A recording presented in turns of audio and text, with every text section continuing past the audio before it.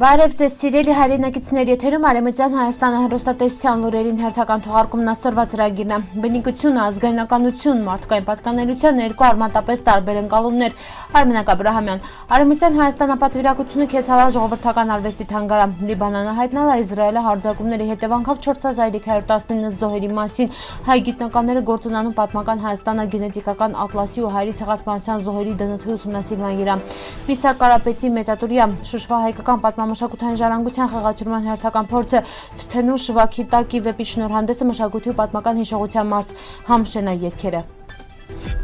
Ժամանակակից աշխարհում շուշուտ շփոթության նման թվում երկու հասկացությունները վեր սակայն էությամբ խորապես տարբեր են ազգայնականությունը, բնիկությունը։ Այս շփոթությունը մխել է իրավական, փիլիսոփայական ու քաղաքական թյուրըմբռնումների պատճառը, թեև այս երկու իրողությունների երբեմն կարին գոյակցին, տրանք բխում չն նույնակունքից, օնին վեճ նույն նպատակը ու հիմնվում չն մարդու նույն պատկերացման երան նյութն ամբողջությամբ կարդացեք Western Amnesty Insight-ումը։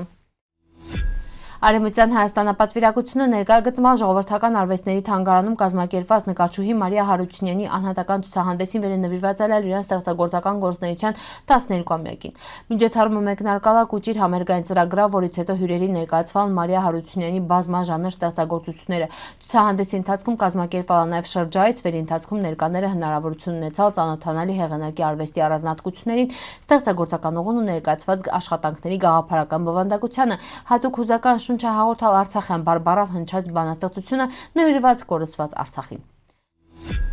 Լիբանանը առողջապահության նախարարությունը թարմացրել է Իսրայելը ու շիաների Հեզբոլլա աշխարհազորայինների միջև մարտերում զոհված քաղաքացուց թվի վերաբերյալ իրան տվյալները։ Մարտի 2-ին ռազմական էսկալացիային սկսվելուց ի վեր զոհված լիբանանցիների ընդհանուր թիվը հասել է 4319, իսկ վիրավորներինը 12203-ի։ Նշվում է նախարարության զեկույցը վերահրապարակվել է 10-ում։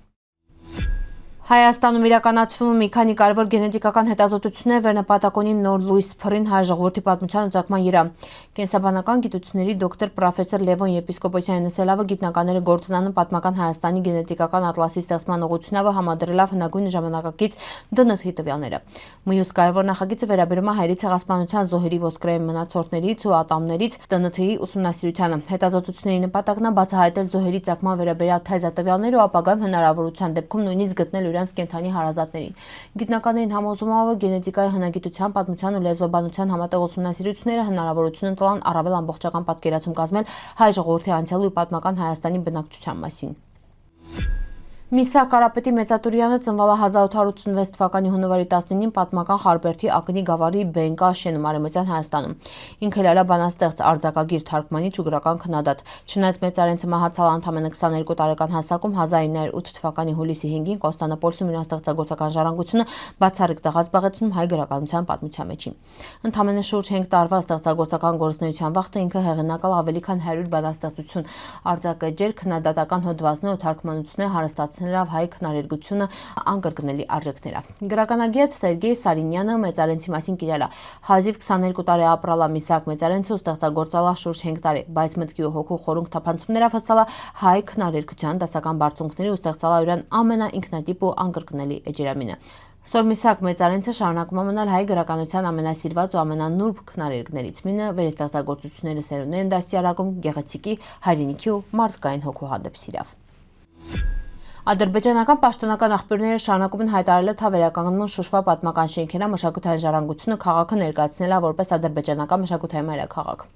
Բայց Շուշին հայկական պատմամշակութային կարևոր կենտրոն ավերի հայկական ինքնությունների ժառանգությունը փաստագրված է մխել աղբյուրներով։ Հայկական կողմում մշակութային ժառանգության մասնագետները շեշտում են, որ Շուշվա արժեքների պահպանումը հնարավոր է մենակ դրանց իրական պատմության ու հայկական ծագման ճանաչման պայմաններում։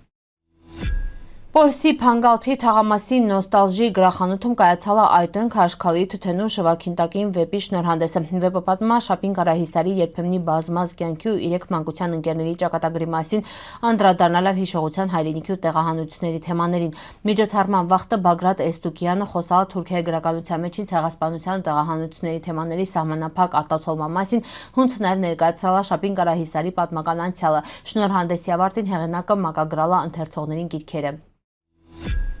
Համշենաբարբարավ երկերը մինչ սոյել պահպանալն հայկական լյուզվի մշակույթի արժեքավոր շերտերը, թեև շատերին հետի դրանք ամբողջությամբ հասկանալի չն, երկերի բառապաշարում հալան պահպանվալը մխլլա հայկական արտահայտություն է, որոնք վկայում են տրանս պատմական արմատների մասին։ Համշենցիները պատմական համշենահայերի ժառանգներն են վեր դարերի ընթացքում ենթարկվել են բռնի իսլամացման ու թրքացման։ Սոյուրյանք հիմնականում բնակվում են Թուրքիայի հյուսիսարևելքում, բայց շարունակում են պահպանել իրենց յուրահատուկ բարբառը, երկարվեստան ժողովրդական ավանդույթները։ Համշենահայերի պատմությունամշակութային ժառանգությունը կարևոր տեղ զբաղեցնում հայկական ինքնության ուսումնասիրության մեջին։ Իրենց լիզուն երկերն սովորույթները շարունակում մնալ հայկական մշակույթի կենդանի վկայություններն արժանի լինելով առավել լայն ճանաչման ուսումնասիրության։